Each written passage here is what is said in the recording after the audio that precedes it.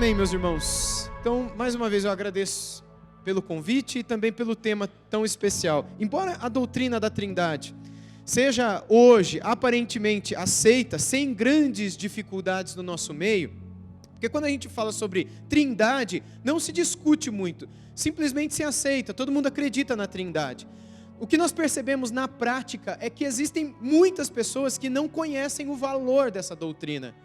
E que muitas vezes, por desconhecerem não só o valor, mas a própria doutrina, sim, elas acreditam que existe um Pai, um Filho e um Espírito Santo.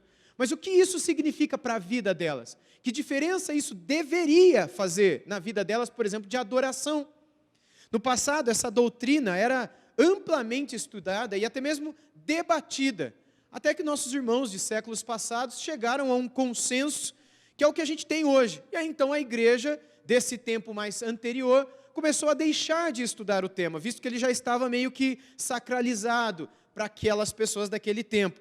Mas, ao ouvirmos algumas músicas nos nossos dias, e algumas orações de muitos cristãos hoje em dia, nos parece muito claro que pouco se sabe sobre o Pai, sobre o Filho e sobre o Espírito Santo, e sobre a obra deles em nossa vida. Daí a importância de nós estudarmos o pensamento e pensarmos também em tudo aquilo que um dia foi compreendido no passado sobre o Deus Trino, sobre o Pai, o Filho e o Espírito Santo. Imagine você, na época de Cristo, por exemplo, não se falava sobre isso. Na época em que Cristo caminhava com os apóstolos, não se falava em Pai, Filho e Espírito Santo, porque o Filho estava encarnado e se revelava a eles. Quando é que o Filho começou a ser adorado como Deus também? Quando é que o Espírito Santo, que batizou a igreja naqueles primeiros anos da era cristã, começou a ser adorado como Deus também? Quando é que o cristianismo começou a ter uma noção real do Pai, Filho e o Espírito Santo como Deus verdadeiro, que nos guia, que nos abençoa, que nos acolhe, que nos imerge, nos batiza dentro de si e que ao mesmo tempo nos conduz para fazer a sua vontade nesse mundo debaixo de tão grande perdição. Quando a gente fica longe da doutrina do Deus Trino e das implicações da Trindade para a nossa vida, o que acontece é que a gente começa a orar errado, a gente começa a buscar a vontade de Deus de uma maneira errada, a gente começa a cantar e pedir por questões ou sobre coisas erradas. Então aí está a importância da gente estudar e pensar em tudo que na história da igreja se questionou sobre o assunto. Eu quero começar com um texto bíblico que é 2 Coríntios capítulo 13, versículo 13, onde nós lemos o seguinte: a graça do Senhor Jesus Cristo e o amor de Deus e a comunhão do Espírito Santo sejam com todos vós. Esse texto é muito conhecido e essa saudação é a saudação que nós estamos acostumados a ouvir e ler, muitas vezes quase que dominicalmente nos nossos cultos, também é conhecida como a bênção apostólica, não é? E ela apresenta a graça de Jesus, o amor de Jesus, a graça que nós vemos no sacrifício de Cristo, a misericórdia do Pai em ter enviado o seu Filho para ser sacrificado pela nossa culpa, e o elo de ligação que o Espírito Santo nos proporciona para que tenhamos comunhão com o Pai, através da obra do Filho, pelo poder e mediação do Espírito Santo, que realiza essa ligação a nós, a Cristo Jesus como caminho que nos leva de volta ao Pai. Quando nós procuramos pensar no que os reformadores disseram e pensaram, e também escreveram sobre a Trindade, curiosamente, Trindade que é mencionada nesses versos aqui, nós não encontramos muita coisa. Curiosamente, aparentemente os reformadores não deram muita atenção a isso. Então, quem é que não deu muita atenção à Trindade? A gente vê vários deles. Para começar, Lutero, por exemplo. Lutero, e nem mesmo Zwinglio também. Lutero já na fronte alemã, em Wittenberg e por consequência toda a Alemanha. E depois Zwinglio também, que começa esse processo de trazer a igreja de volta para a Bíblia na Suíça, especialmente no canto mais oeste da Suíça, na cidade de Zurique. E anos depois, Calvino começaria esse trabalho do outro lado da Suíça, já no cantão de Genebra. Então, nessas duas extensões da Europa, tanto a parte mais norte, na Alemanha, quanto a parte mais sul, a Suíça, já ali pertinho da Itália, eles começam essa obra de reforma. E a reforma nada mais foi, embora muita coisa se diga sobre ela, do que um avivamento. talvez o maior avivamento da história da igreja. Um período no qual homens e mulheres também começaram a ler as Escrituras, começaram a traduzir as Escrituras para a língua do povo, começaram a incentivar que as pessoas lessem e conhecessem, e não apenas ouvissem uma língua que elas mesmas não entendiam, que era o latim, e que elas supunham que se falava de Deus quando em latim alguém lia as Escrituras diante delas, mas que elas agora pudessem ler a Bíblia e pregar a Bíblia e voltar para a Bíblia, questionando a si mesmas, questionando as suas autoridades, questionando, enfim, com base nas Escrituras. Não com base em si mesmas, porque elas compreendiam que não tinham autoridade para isso. A reforma não foi um retorno ao eu, um retorno à sua própria consciência, como se ela fosse soberana para decidir o que é certo e o que é errado, numa espécie de revolução do eu. Tipo, agora eu vou quebrar todo o meu vínculo com a religião, e aquilo que eu achar vai ser o certo. Muito pelo contrário, quando Lutero e depois aqueles que vieram após ele começaram a reforma, a intenção deles era encontrar, sim, um senhor ou uma senhora ou um guia que conduzisse suas vidas. E eles entenderam que a Sagrada Escritura deveria ser esse guia que nos levaria até Cristo, para que Cristo nos levasse a Deus. Isso porque eles compreenderam que a Escritura Sagrada é mais do que um livro. É uma pessoa que, anteriormente revelada no Verbo, no tempo dos apóstolos se fez carne, como Verbo, que agora é encarnado, revela a glória do Pai, e que é crucificado e recebe a nossa culpa. Então, se em Cristo nós encontramos o caminho, e se Cristo é o Verbo encarnado, um retorno para a real autoridade que está acima de credos, de concílios e de autoridades humanas, significaria um retorno para a própria Escritura, para o próprio Verbo, como o fundamento para tudo aquilo que a gente tivesse que acreditar nesse mundo e nessa vida. Portanto, quando os reformadores voltaram para a Escritura, e aí o lema sola Escritura, somente as Escrituras, como fundamento para a gente ler o mundo. Por exemplo, se fosse hoje, o que vocês acham sobre aborto? Bom, vocês não acham nada. Vocês nem têm que achar. Porque nós não achamos mais. O que você acha sobre eutanásia? Mesma coisa, você não tem que achar nada. O que você acha sobre casamento homossexual? Você não tem que achar nada sobre isso. Porque você é um homem morto. Você é uma mulher morta. Eu morri há 21 anos atrás. Há quanto tempo você morreu? E aquela mente, aquele acho, aquela ideia que você e eu possuíamos antes de conhecermos a Cristo, acabaram lá. E agora estamos sendo renovados diariamente, por meio da renovação e da transformação da nossa mente, para que nela esteja a mente de Cristo. Logo, não é o que eu acho do aborto, não é o que eu acho do casamento homossexual, é aquilo que Cristo me ensina sobre tal e qual coisa. E a palavra dele, visto que ele, como Cristo encarnado, como Verbo que se fez carne, João 1,14, antes de se encarnar, já havia se revelado, por meio dos profetas e de tantos outros no Antigo Testamento. Logo, nós também devemos voltar às Escrituras. Quando eles começaram a fazer isso, no século XVI, Zwinglio, Lutero, Butzer, Calvino e tantos outros, aliás, muito antes deles, outros também, como Tyndale, como Wycliffe, como Hus, como Anselmo, como Agostinho e tantos outros que clamaram, vamos voltar para a Bíblia, vamos ler o que a Bíblia fala. Uma das coisas que os reformadores não deram muita atenção foi justamente a Trindade. E ambos, tanto Lutero como Zwinglio, simplesmente aceitaram as formulações antigas da unicidade e da trindade de Deus, desenvolvidas nos primeiros concílios da história da igreja, e que estão registrados nos credos. Um deles a gente leu no início do nosso tempo, hoje à noite, o credo de Nicéia. E nenhum deles se sentiu compelido a aprimorar esse ensino, porque não tinha porquê, estava tudo ali. Então, para a gente entender qual era o pensamento dos reformadores sobre o Deus Trino, a gente tem que voltar para esses documentos antigos. O que disseram, então, esses antigos credos dos pais da igreja?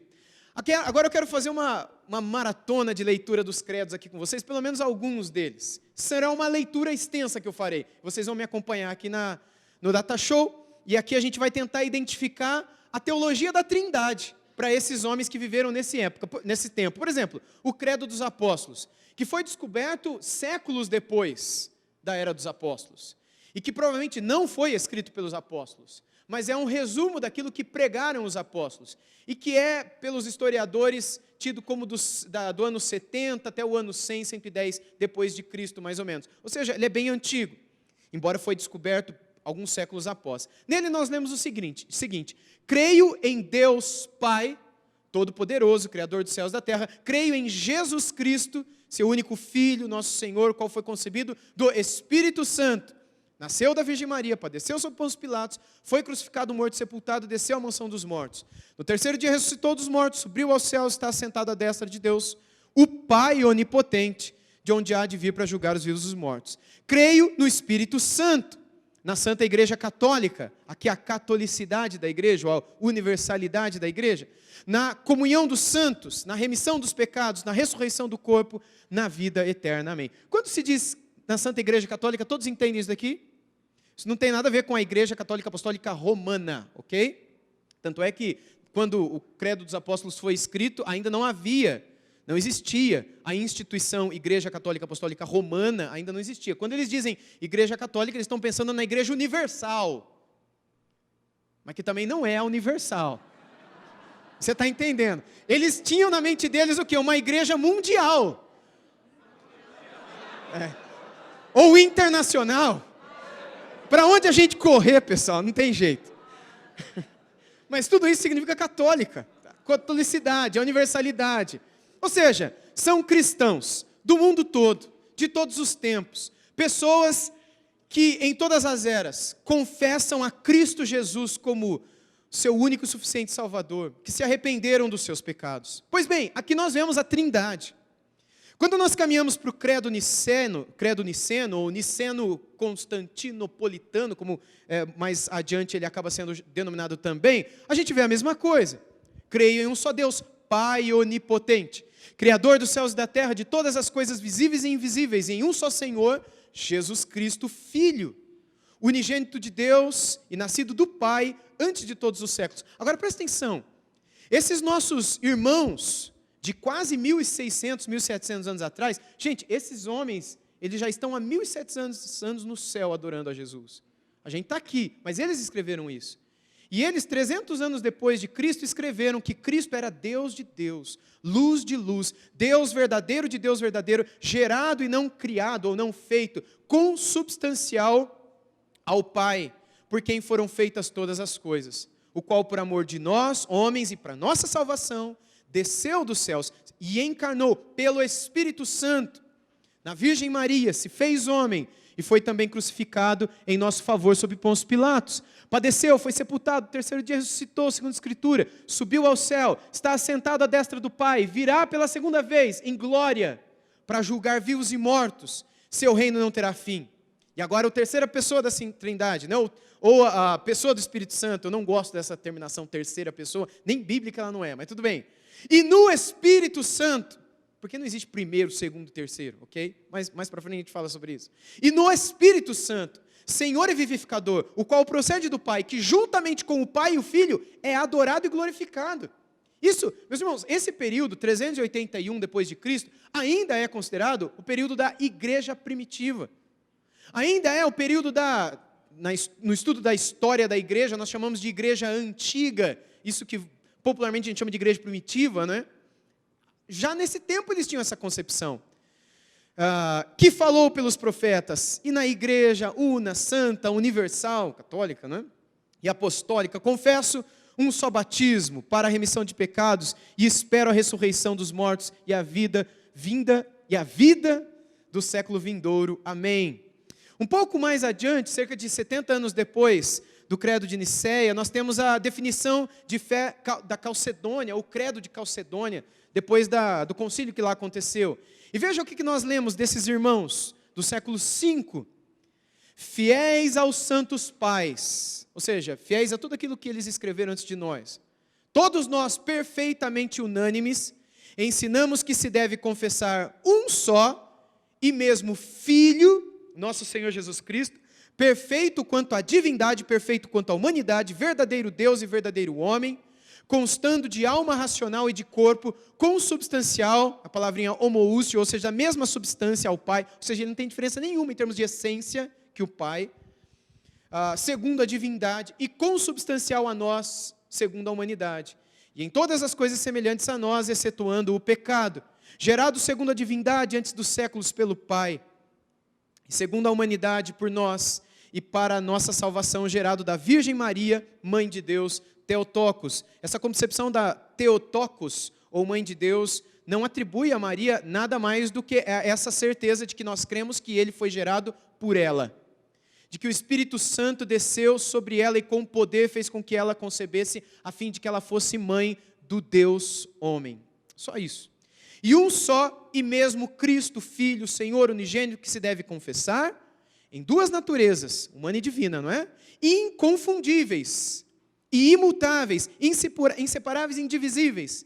A distinção das naturezas de modo algum é anulada pela união, mas pelo contrário, as propriedades de cada natureza permanecem intactas, concorrendo para formar uma só pessoa e subsistência, a hipóstasis, não dividida ou separada em duas pessoas, mas um só e o mesmo Filho unigênito, Deus, Verbo, Jesus Cristo, conforme os profetas outrora a seu respeito testemunharam, e o mesmo Jesus Cristo nos ensinou, e o credo dos pais nos transmitiu. Aqui em 451, há mais de 1.500 anos atrás, quase 1.600 anos atrás, a preocupação maior nesse século V era a correta observação da divindade de Cristo, por conta de algumas heresias daquele tempo, como a dos arianos e outras, mas principalmente o arianismo, que confessava que Jesus Cristo não era Deus, mas ele era uma espécie de criatura, uma espécie de criação do Pai também, falando de uma maneira mais simples aqui.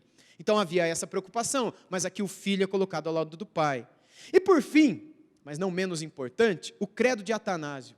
E esse tão especial, e Atanásio, um grande herói da fé, um dos pais da igreja, um dos homens mais usados por Deus durante esse período da igreja antiga, ou igreja primitiva, ele escreveu vários pontos, nos quais ele assevera, não é, aquilo que ele concebia sobre a Santíssima Trindade. Eu quero colocar alguns aqui para vocês, são vários, mas não é tudo. Primeiro ele diz, todo aquele que quer ser salvo, antes de tudo deve professar a fé universal cristã, tudo aquilo que antes de nós, os verdadeiros cristãos creram. Quem quer que não a conserve íntegra e inviolada, sem dúvida perecerá eternamente. E a fé universal consiste em venerar um só Deus na Trindade, adorar a Deus na Trindade.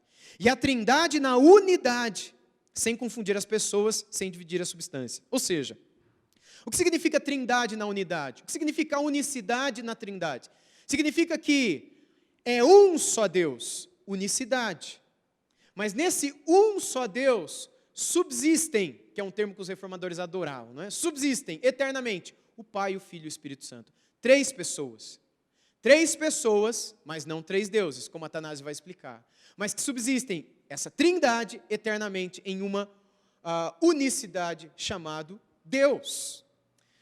Quinto ponto que ele observa, pois uma é a pessoa do Pai, outra a do Filho e outra do Espírito Santo. São três pessoas distintas. O pai conversa com o filho. E não é tipo, eu que sou pai e também sou filho. Eu sou filho da dona Vilma e do seu Wilson. E eu sou pai do Natan e da Ana. Então, quando eu falo, eu sou pai e sou filho. Não é como se eu estivesse falando comigo mesmo, sabe? Olhando no espelho e conversando comigo mesmo. Não é esse tipo de conversa que Deus tem, por exemplo, em Gênesis, quando ele diz, façamos o homem à nossa imagem e semelhança. Não é ele olhando no espelho e diz, vamos fazer hoje a nossa imagem. Não é esse tipo de coisa. São três pessoas. Três que subsistem eternamente em um só Deus. Sexto ponto, mas uma só é a divindade do Pai e do Filho e do Espírito Santo, igual à glória, coeterna à majestade. Qual o Pai, tal o Filho, também o Espírito Santo. Incriado é o Pai, incriado o Filho, incriado o Espírito Santo. Imenso é o Pai, imenso é o Filho, imenso é o Espírito Santo. Eterno é o Pai, eterno é o Filho, eterno é o Espírito Santo. Contudo, não são três eternos, mas um único eterno. É fácil de entender isso, gente? Não é. É doideira.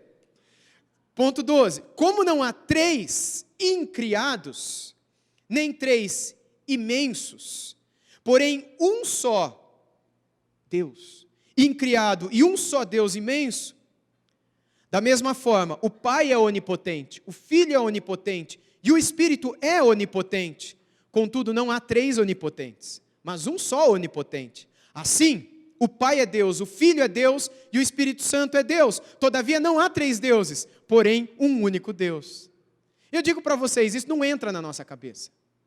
Nós não temos condições de compreender, muito menos descrever a Trindade em sua perfeição.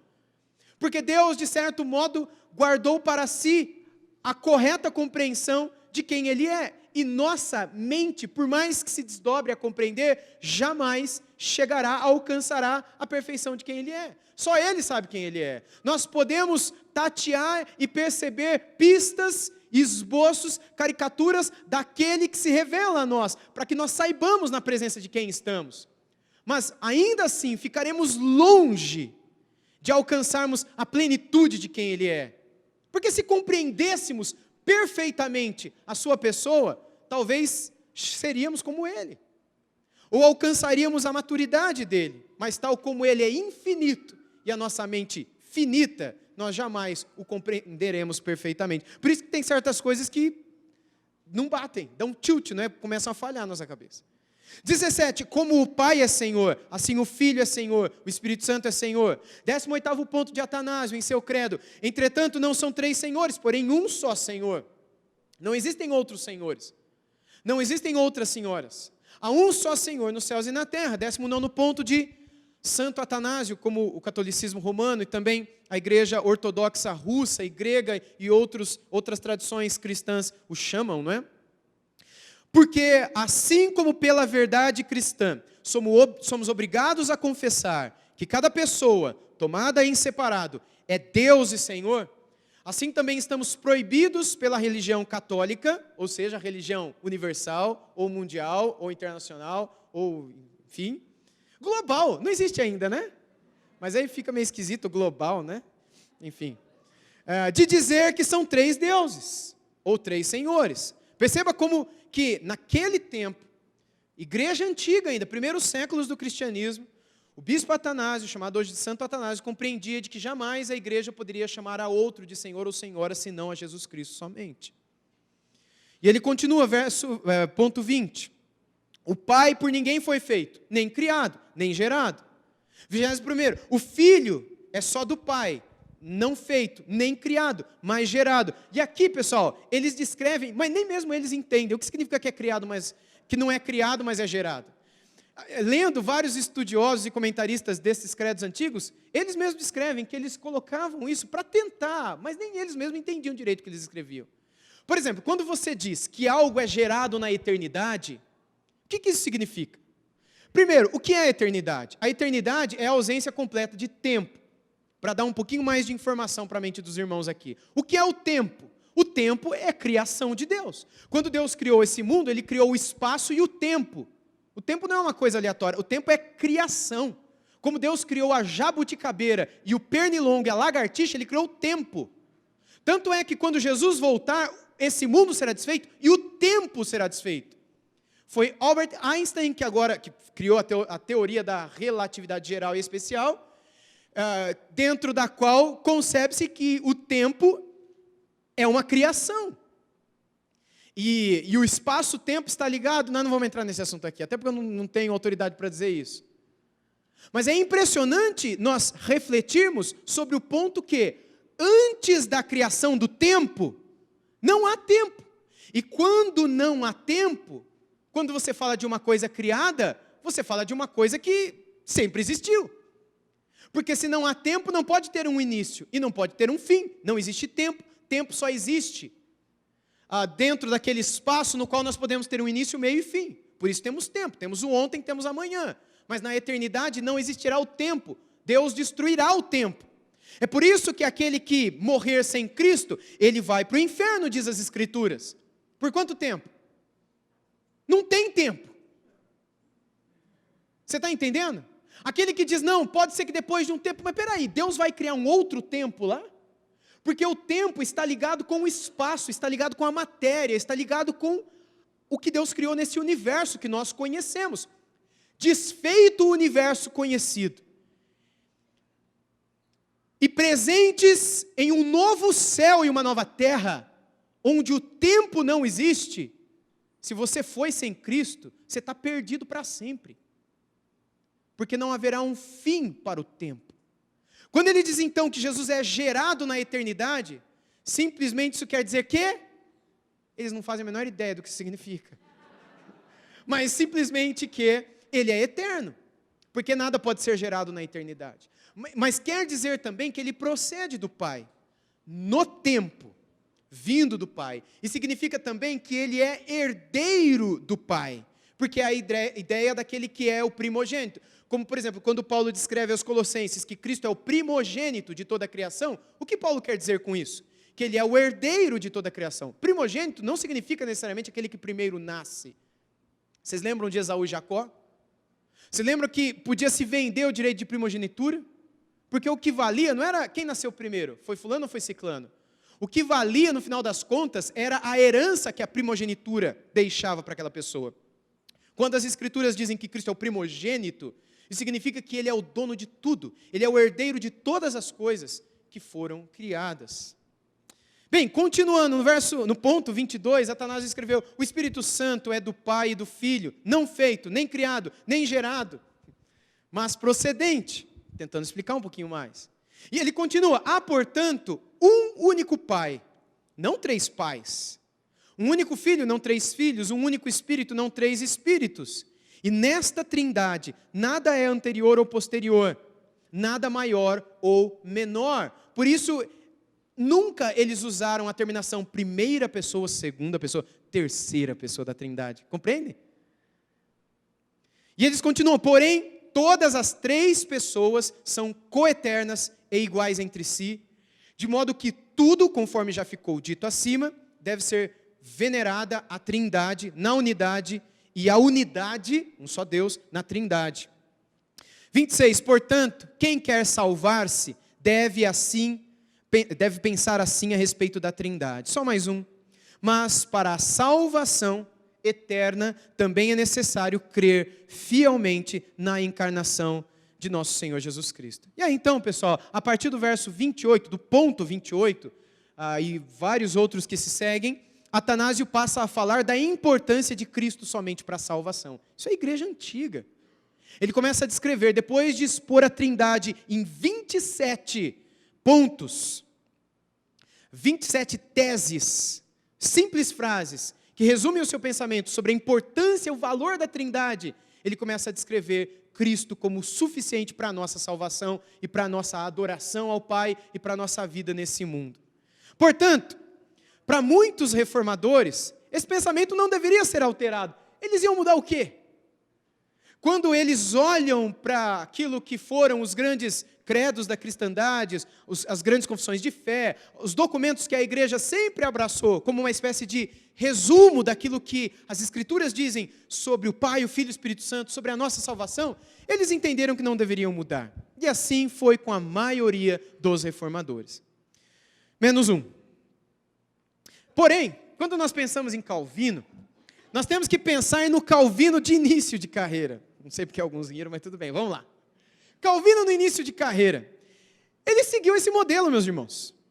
Impressionante. A primeira edição das Institutas continha apenas uma escassa informação sobre a Trindade. Calvino não colocou quase nada ali sobre a Trindade, o que é impressionante, sim ou não? É interessante que nessa primeira edição das Institutas, a expressão Sacra Trinitas, ou seja, Santíssima Trindade em latim, ela foi escrita em latim, em francês, suas primeiras cópias da primeira edição. Essa expressão Santíssima Trindade é mencionada em todo o livro 2 vezes só. E com base nessas declarações esparsas de Calvino, impressionante que Pierre Carole acusou Calvino de arianismo. Chegou a ser acusado de ariano, porque ele não cita muito bem a Santíssima Trindade, portanto ele achava que Calvino, esse Pierre Carole, que talvez Calvino não acreditasse que Jesus é Deus, ou que o Espírito Santo fosse Deus, mas que só o Pai é Deus, só o Pai é eterno, só o Pai é todo-poderoso, e que Cristo veio depois, o Espírito Santo está meio que um terceiro lugar ali, e aí o Pai é o tal e o Filho, né, mais abaixo, com uma espécie de hierarquia na Trindade, o que é uma heresia reconhecida desde os primeiros séculos da história da igreja. Não existe hierarquia na Trindade, todos são iguais, como nós vimos nesses documentos dos pais da igreja, lá da igreja primitiva. Então, Calvino, ele teve que se defender dessas acusações, de que ele não cria na Trindade. E é sempre assim que nascem as grandes declarações, os grandes livros. Quando você começa a ser atacado, quando começa a mexer com você, e a pessoa chega e fala, olha, eu acho que você não crê na Trindade. Aí você tem que provar que você acredita. E aí você vai estudar, você vai orar, você vai escrever, foi o que Calvino fez. E ele não teve muita dificuldade para desmentir a falsa acusação. Mas, daí em diante, ele se tornou um grande defensor da doutrina da Trindade. Agora então, não Calvino mais no início de carreira, mas Calvino mudando de atitude. Essa postura começa a mudar sobre a Trindade em Calvino, por meio de alguns encontros que ele tem com alguns homens naquela época que eram antitrinitários, eram contra a Trindade. Eles não criam na Trindade. Homens como Serveto, como Gentili, que não tem nada a ver com o Danilo, né? É outro Gentili da época do Calvino, e um tal de Gribaldi. Esses três homens, que eram reconhecidos, respeitados em sua época, especialmente Gribaldi e Serveto, que eram muito reconhecidos, né? Doutores em várias áreas do conhecimento humano, Gribaldi em teologia pela Universidade de Paris, Serveto não só em teologia, mas em matemática, astronomia. Ele foi a primeira pessoa a descrever o funcionamento do pulmão e não sei como é que descreve, mas tipo a circulação do ar no pulmão, alguma coisa assim. É um gênio de fato. Só que esses homens começaram a se meter no que diz respeito à teologia. E eles começaram a dizer, nesse período, todos eles abraçaram a fé reformada, de certo modo. Foram simpáticos à fé reformada. Até o momento em que começaram a questionar a divindade de Jesus. E a existência da Santíssima Trindade. Eles começaram a questionar. E aí, então, alguns embates começaram a acontecer.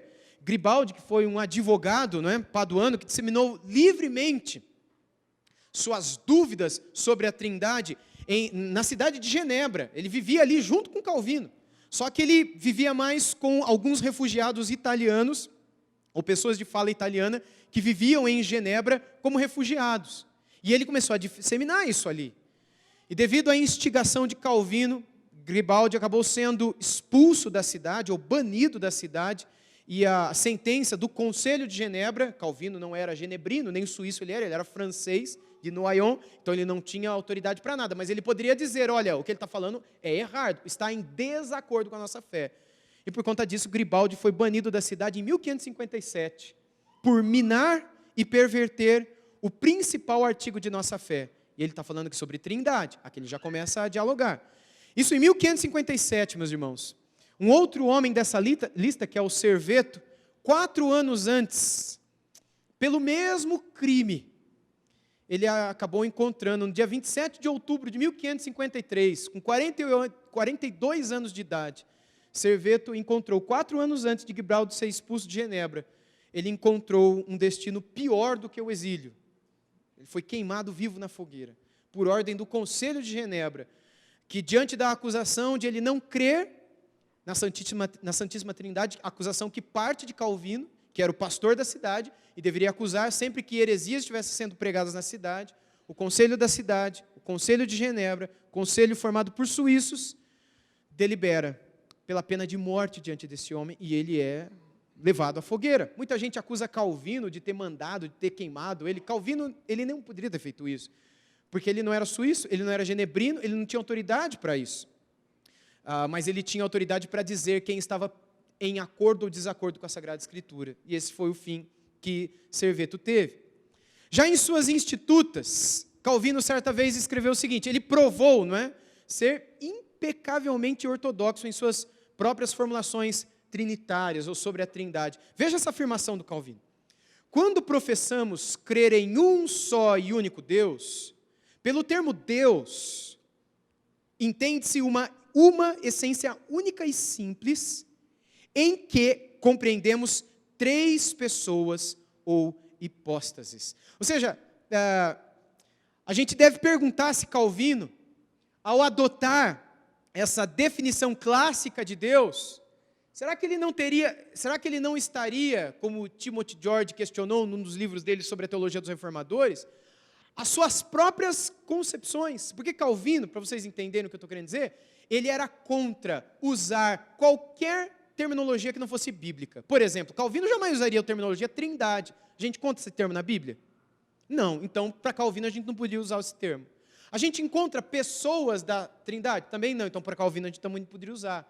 Calvino, em seus escritos, ele dizia o seguinte: quando Deus fala, eu falo. Quando a Bíblia cala, eu calo. Esse era um dos lemas de Calvino. Por isso ele teve tanta dificuldade de lidar com isso, porque como pouco a Bíblia fala sobre trindade em termos de termos específicos, como trindade, pessoas, etc., mais difícil se torna a defesa desse princípio da nossa fé, de tão grande importância. Mas Calvino, ele conseguiu entrar nesse campo, e dentro dos limites da revelação, com relação a expressões que favoreçam a compreensão desse termo, ele conseguiu se fazer compreendido. E ele era muito sensível a essa questão, e ele procurou encarar de frente. Ele estava bem consciente de que palavras, como ousia, persona, hipóstase, trinitas, palavras latinas que estão relacionadas a uma grega também, que está relacionado à Santíssima Trindade, que era sempre usado no campo da teologia, que essas palavras, elas não eram termos bíblicos. Não eram termos bíblicos. Veja, certa vez ele escreveu o seguinte: provera que realmente fossem sepultados, contanto que esta fé entre todos se patenteasse, que o Pai e o Filho e o Espírito são um e único Deus. Todavia, assim que nem o Filho é o Pai como tal, ou o Espírito o Filho, ao contrário, que são distintos entre si por determinada propriedade. Então, mesmo Calvino, não concordando muito em usar a linguagem não bíblica, como trindade, por exemplo, para explicar conceitos bíblicos, ele acabou fazendo isso, com cuidado e com o objetivo de trazer mais clareza sobre essa doutrina da trindade. Então, mesmo concordando nesse ponto, porém, Calvino advertia contra uma especulação, no mistério da essência da trindade, fica colocando termos, tipo, Deus é que nem a laranja, tem a casca, tem o miolo e tem o caldo. Deus é tipo caneta Bic, você tem a parte de fora, o tubinho e a tinta. Deus é que nem o ovo, tem a casca, a gema e a clara. Calvino diria, não faça isso. Não vá por aí, isso não está na Bíblia. Ele era escravo da Bíblia. Ele era escravo da Sagrada Escritura. Portanto, ele não se preocupava muito em explicar o que a Bíblia não explica. Ele simplesmente diz, a Bíblia diz, eu creio. Isso me é suficiente. E se Deus não quis me dar as suas próprias ilustrações, como Ele fez com outros pontos, talvez seja para que eu me calasse na minha pequenez e ignorância e simplesmente acreditasse, prostrado e rendido, humildemente em minha intelectualidade, à grandeza da sua própria essência. Quando é que eu vou compreendê-lo? Certa vez ele escreveu o seguinte: deixemos então, de boa vontade, para Deus o conhecimento de si mesmo. Ou seja, a investigação sobre quem Deus é, traz consigo um risco enorme. Quem é Deus? Aí você vai querer explicar a Deus. Se eu e você sairmos hoje à noite, aqui em Brasília, e perguntássemos para alguém que a gente achasse na rua, quem é Deus? Qual é a primeira frase que normalmente a pessoa diz? Deus é... Ou como? Amor, o que mais? Tudo. Normalmente Deus é tudo. A pessoa fica, eu não sei, Deus é Deus. Deus é tudo. Deus é amor, Deus é bom, Deus é paz, Deus é vida, Deus é tudo. E normalmente quando a pessoa vem com essas Deus é tudo, é porque ela não sabe nada sobre Deus. E o perigo disso é que a gente será tentado a incluir nessa concepção de Deus ideias nossas. Então eu serei tentado a descrever um Deus concebido na minha imaginação. Então para mim Deus é grandioso, Deus é maravilhoso, Deus ele é paz, Deus é isso, Deus é aquilo. E imagine você que eu estou imaginando a pessoa de um Deus, mas eu não estou usando base bíblica nenhuma. Eu não estou citando trecho nenhum da Sagrada Escritura, que é onde eu deveria conhecer a Deus. Sabe qual que é o risco disso? O risco disso é eu criar um Deus diferente das Escrituras. E com isso, sabe o que eu farei? Eu quebrarei o primeiro dos 10 mandamentos, que é qual? Não tereis outros deuses diante de mim. Sabe uma maneira de nós termos outro Deus diante do nosso Deus? Quando nós concebemos ou falamos dele de um modo diferente de como ele se revela na palavra. Todas as vezes que nós dissemos algo sobre Deus que não é baseado nas Escrituras, nós corremos o risco de estar criando um Deus diferente do Deus da Bíblia. Por isso a investigação sobre quem Deus é traz consigo um risco enorme. O erro nesse campo, gente, é quase certo. A menos que a gente se prenda à Bíblia e, como Calvino escreveu, a gente deixe que Deus fale de si mesmo.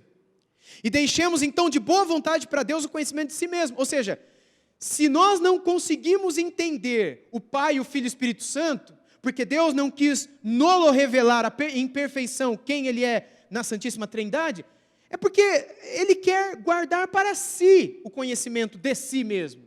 Ele não quer contar isso para a gente. Por isso, em outro lugar, Calvino colocou justamente essas palavras. Para Calvino é um erro a gente especular sobre a Trindade nas Escrituras. Um erro muito grande. Veja essa afirmação dele também. Para Calvino era presunção, abro aspas, investigar a Deus em qualquer outra parte que em sua sagrada palavra. Ou a seu respeito pensar qualquer coisa, a não ser que lhe vá à frente a sua palavra. Ou falar que não o tomado dessa mesma palavra. Ou seja, falar sobre Deus, pensar sobre Deus, ou investigar sobre Deus, qualquer coisa que não seja guiado pela palavra, é presunção. Como é que você sabe quem é Deus, se não for o que Ele revela na palavra? Baseado no quê? Baseado em quê? Veja a presunção. A menos que você caia na cama do Salmo 19, por exemplo. Na cozinha do Salmo 19. Na doutrina maravilhosa da revelação natural, ou revelação geral. Que você caia naquela percepção do Salmo 19 e tantos outros textos da Sagrada Escritura que dizem: os céus revelam a glória de Deus. E um dia, e o firmamento proclama as obras do seu poder, um dia anuncia outro dia, o sol, a lua e as estrelas. E quando nós observamos certas coisas relacionadas à natureza, a gente é capaz de perceber que há um Deus que é engenhoso, que é sábio, que é poderoso e que possui características de beleza estética por meio da sua criação. Porque quando a gente olha a cachoeira, a gente acha bonito. Quando a gente olha o oceano e aquele universo da biologia marinha, a gente acha aquilo lindíssimo. Então, há uma característica estética no Criador. Ele quis fazer aquilo com beleza. Entendem? Então, quando a gente olha para Deus de uma maneira natural, é óbvio, a gente é capaz de perceber algumas coisas sobre Deus. Mas quantas são as pessoas que analisam Deus dessa maneira? Ao contrário, quando as pessoas vão para a natureza, não vão para observar características sobre Deus.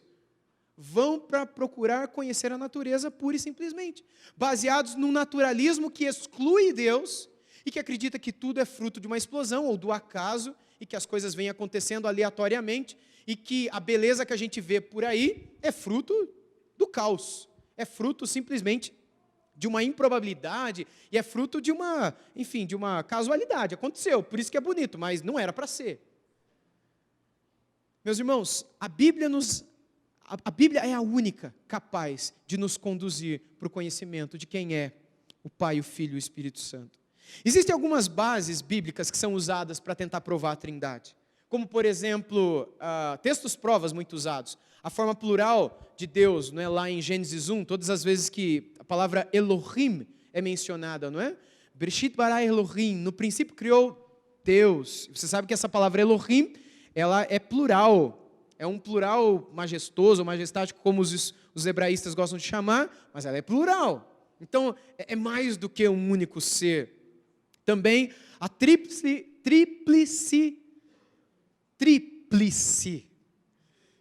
parece triplex, né? Tríplice, tem que treinar a falar essa palavra direito. Tríplice, a manifestação de louvor dos serafins em Isaías 6:3, vocês lembram? Santo, Santo, Santo. Muita gente diz, Pai, Filho e Espírito Santo. Mas tá lá que é Pai, Filho e Espírito Santo? É meio que um duplo carpado, sabe, aquele salto, né, para tentar justificar. Ou, por exemplo, quando Jesus diz em João 10:30, eu e o Pai somos um. Enfim, Calvino considerava todas elas provas fracas e espúrias para uma doutrina tão importante. Tão importante.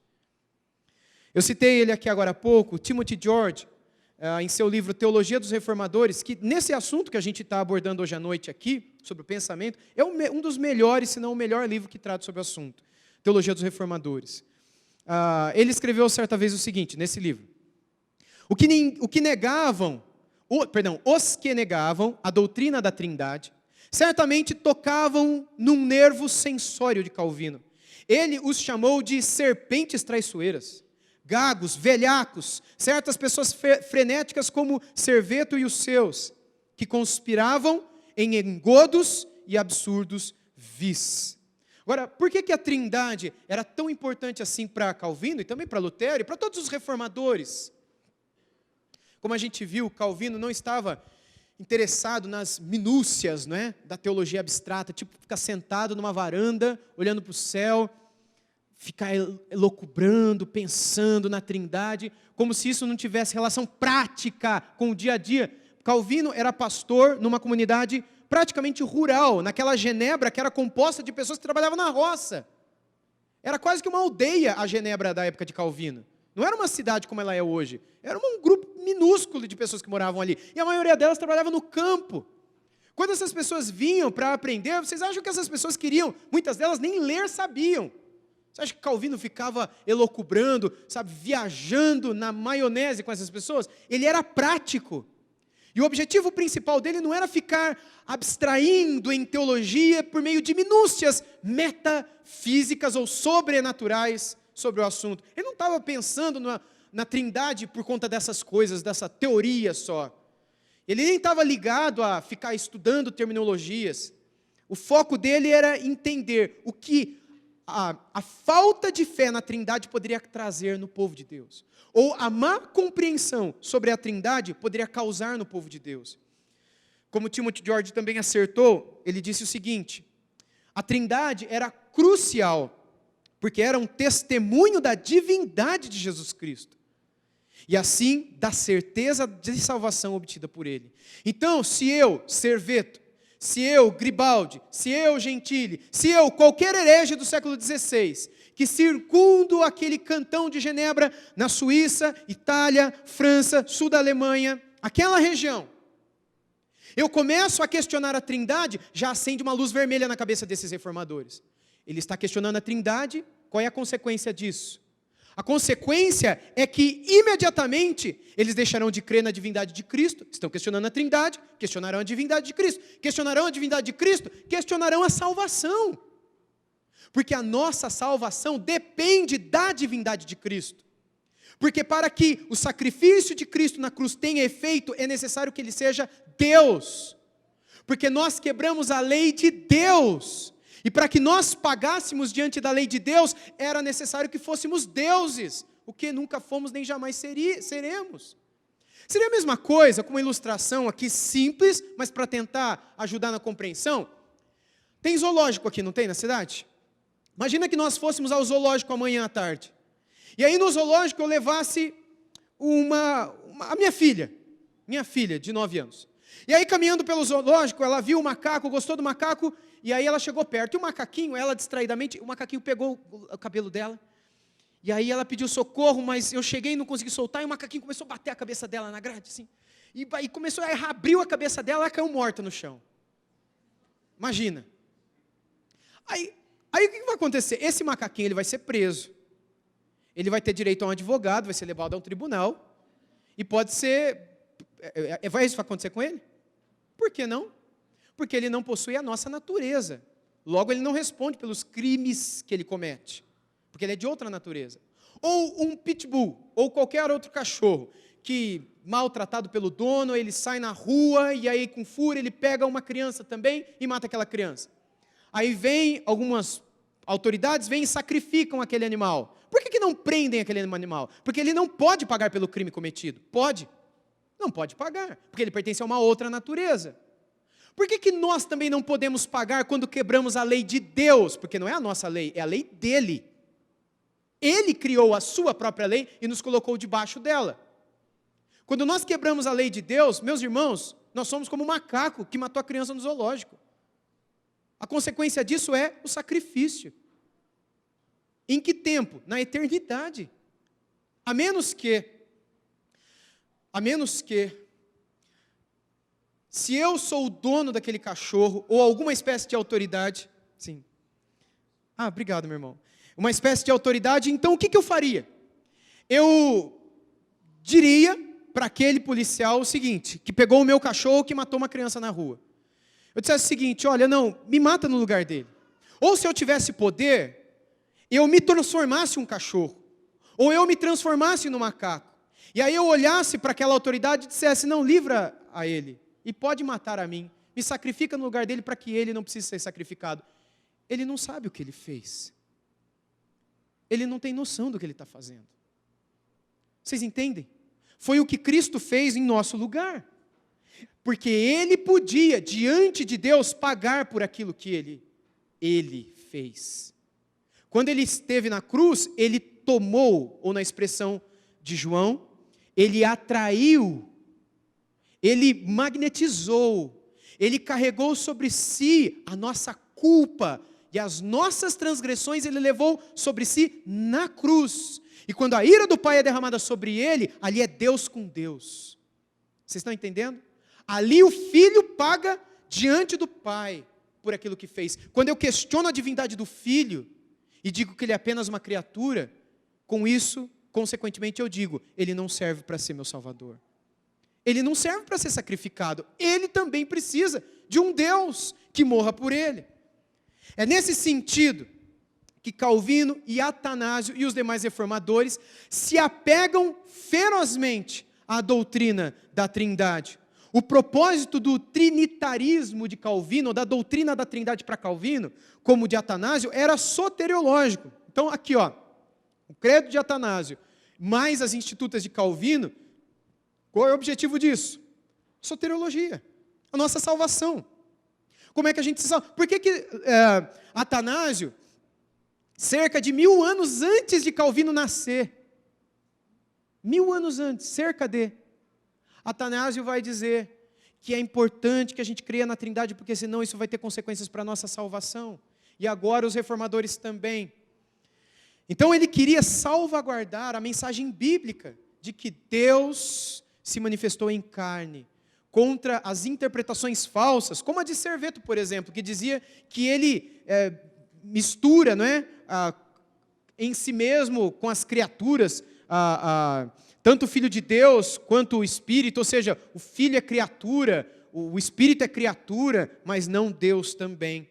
Assim, da primeira edição das Institutas de Calvino em diante, Calvino acabou estabelecendo a confissão da Trindade, e começou a escrever mais sobre ela, e a esboçar todo o conjunto das Institutas, tal como nós a conhecemos hoje, que é a maior obra da Reforma Protestante, são as Institutas da religião cristã, escritas por Calvino, que hoje é subdividida por meio das pessoas da Trindade, ou do credo apostólico, como queira, que também é subdividido nas pessoas da Trindade.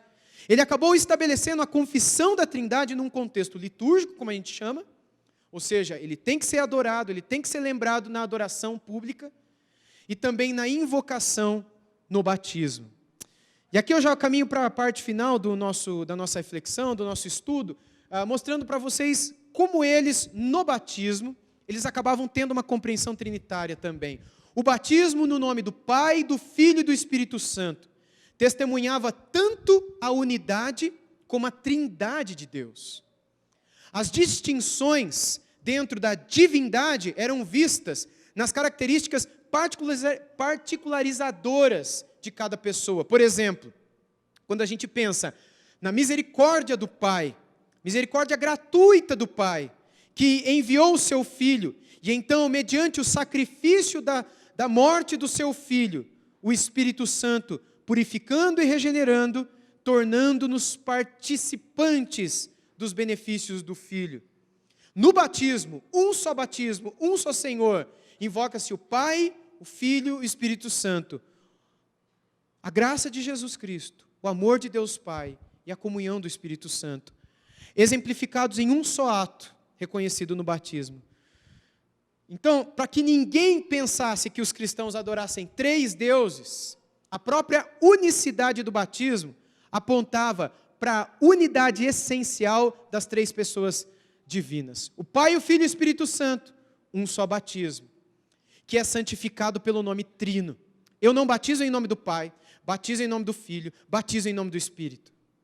Eu batizo em nome do Pai, do Filho e do Espírito Santo. Deixando claro que há um só Deus exemplificado ali. Isso daqui não sou eu que estou dizendo, isso é o pensamento dos reformadores. É o modo como os reformadores, uma das coisas que eles usavam para tentar explicar de um modo um pouco mais aprofundado a doutrina da Santíssima Trindade. Diante disso, eles diziam o seguinte: que réplica os arianos, ou os sabelianos, ou tantos outros hereges seriam capazes de fazer diante desse argumento? Os arianos que acreditavam que só Deus Pai existia. Não existe Deus Filho, Jesus é só uma criatura. Como, por exemplo, os testemunhos de Jeová e os mormons hoje continuam a acreditar. O unitarismo também e outras tradições ditas cristãs continuam abraçando. O Filho, por exemplo, o mormonismo coloca Jesus como uma espécie de irmão de Lúcifer, como uma espécie de arcanjo também, uma espécie de irmão de Miguel, criatura. O testemunho, as igrejas chamadas de testemunhos de Jeová, aqui eu não estou tecendo crítica, eu estou apenas descrevendo o que elas acreditam, não é? Também abordam a Cristo como uma criação de Deus. Nós não poderíamos, dentro da teologia testemunha de Jeová, colocar Cristo no mesmo pé de igualdade com o Pai, jamais. Além de outras tradições unitaristas que dizem é só o Pai. E quando batizam só em nome de Jesus, por outras razões, enfim, mais esquisitas ainda. O batismo, então, possui uma força tal que nos torna um. Nós todos. E no batismo, em nome do Pai, do Filho e do Espírito Santo, que é invocado, e nós nos tornamos participantes de um só corpo, de um só Senhor, de uma só fé. Para os reformadores, portanto, a ordenação do batismo prova as três pessoas numa única essência de Deus. Em resumo, meus irmãos, em suma, as distinções dentro da Trindade, e Calvino preferia chamar isso de subsistências ao invés de distinções, então as distinções dentro da Trindade não deveriam ser entendidas como divisões. Existe um único Deus, que se revelou como Pai, Filho e Espírito Santo. A conclusão então é a seguinte: no pensamento dos reformadores, a Trindade é o fundamento da salvação. A Trindade é o fundamento da salvação. Porque apenas quem é verdadeiramente Deus pode redimir os que estão totalmente perdidos. Totalmente Deus, totalmente perdidos, então é possível haver salvação.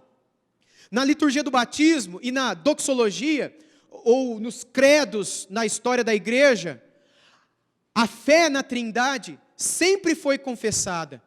Não para definir completamente o ser de Deus, vamos tentar definir quem Deus é. Quem é que conseguiria fazer isso? Você conseguiria definir quem Deus é? Eu não conseguiria jamais.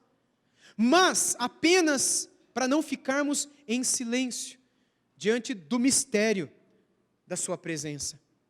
E como é que isso pode fazer diferença na nossa vida hoje, meus irmãos?